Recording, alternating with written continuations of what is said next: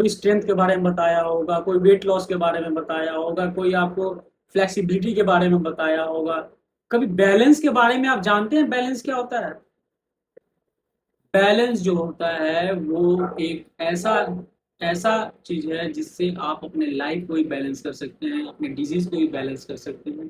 तो वो बैलेंस बना के आपको अपने लाइफ में और अपने हेल्दी लाइफ में चलना है। तो बैलेंस बनेगा कैसे? वो बैलेंस बनता है योगा से।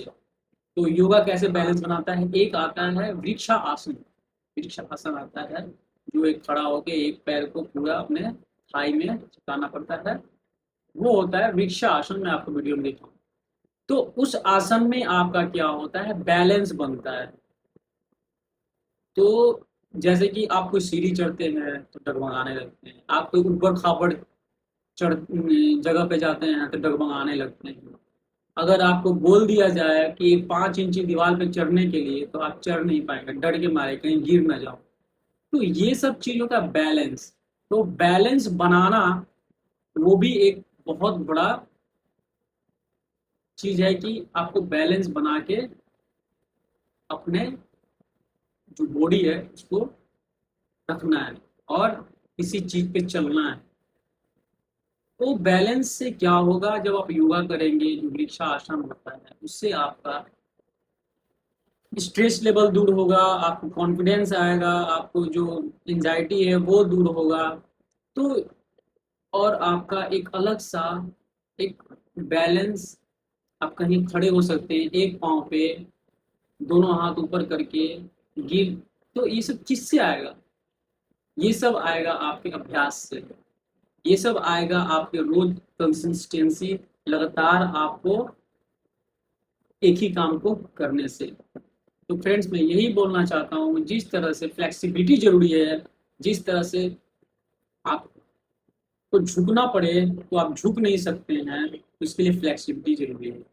जिस तरह से आपको कोई स्ट्रेंथ वर्कआउट जरूरी है बॉडी के मसल्स बनाने के लिए, जिस तरह से अगर आपको बोल दिया जाए कि हाँ ये वेट उठाना है, चाहे वो सिलेंडर उठाना है और आपसे उठे नहीं, तो उसके लिए स्ट्रेंथ का वर्कआउट जरूरी है। तो ये सब चीजें तो एक नॉर्मली लाइफ में और दिनचर्या में जरूरी है ही। लेकिन एक चीज और जरूरी होता है, वो होता है क्या? वो होता है बैलेंस। तो फ्रेंड्स, वो बैलेंस भी आपको अभ्यास से ही आएगा, क्योंकि कोई भी चीज अभ्यास करने से ही आता है। अगर आप सोच रहे हैं कि अचानक से मेरे को वो चीज आ जाए, तो वो चीज नहीं आएगी। तो बस मैं यही बोलना चाहता हूँ कि ट्राई करते रहिए, कोशिश करते रहिए, और कोशिश में 100% कोशिश करना है। ये नहीं कि 90% की, 70% की, 80% की, तो आपकी कोशिश सक्सेसफुल हो जाए। किसी चीज को 100% देना है, तब वो सक्सेसफुल होता है इंसान।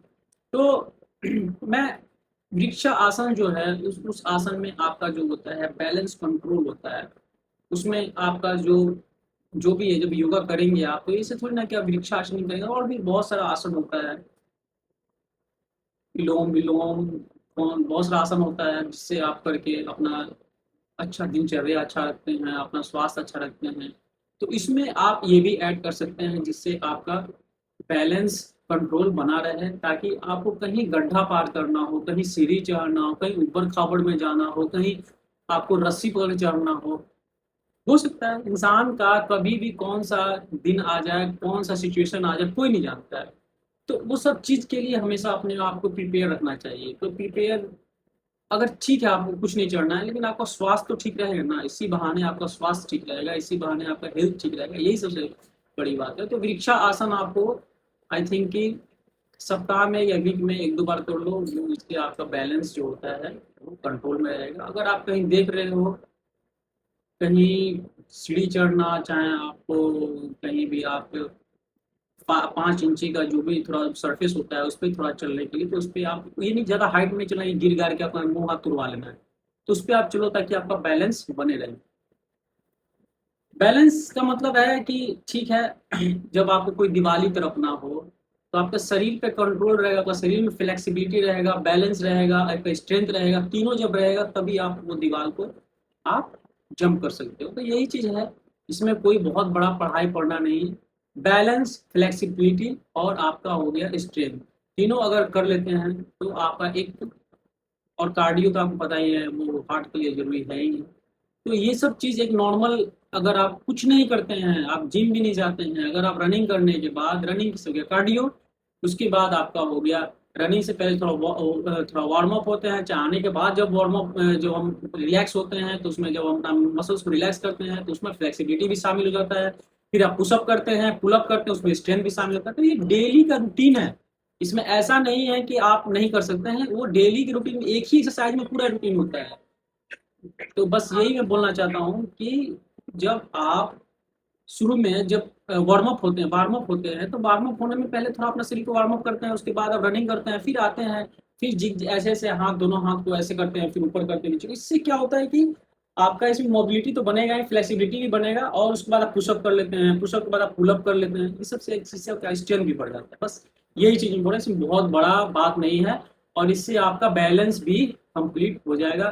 क्योंकि आदमी एक पैर से, एक पैर को आगे, एक पैर को पीछे, फिर अपना स्टिचिंग में भी, चाहे कुछ में भी, एक पैर को एक पैर से कभी क्या करता है, ऐसे करते हैं।